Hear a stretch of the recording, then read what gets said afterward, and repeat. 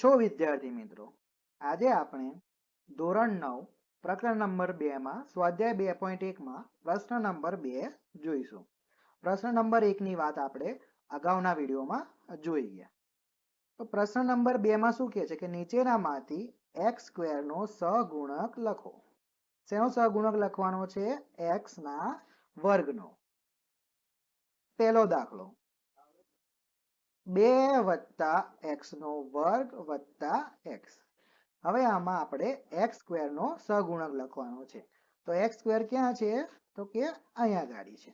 તો x² એની આગળ શું છે? તો એ કશું નથી. જો એની આગળ કશું ના હોય તો આપણે શું માની લેવાનું? 1. તો માટે x² નો સહગુણક બરાબર 1 થશે. બીજો પ્રશ્ન જોઈએ 2 - x² + x3. અહીંયા ગાડી આપણે શું શોધવાનું છે? x². તો માત્ર કોને ધ્યાન લઈશું? x ના સ્ક્વેરને. હવે અહીંયા ગાડી પણ x ના વર્ગની આગળ કશું નથી એટલે શું ગણીશું? 1 ગણીશું. પણ અહીંયા ગાડી નિશાની કેવી છે? માઇનસ છે. તો માઇનસ પણ સાથે લેવું પડશે એટલે -1 x².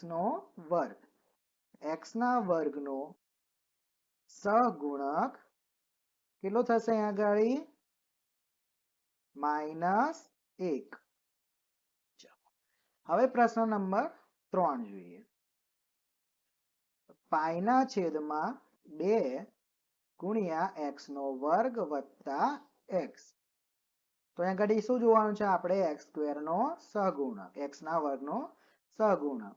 તો x ના વર્ગનો સહગુણક અહીંયા ઘડી શું થશે?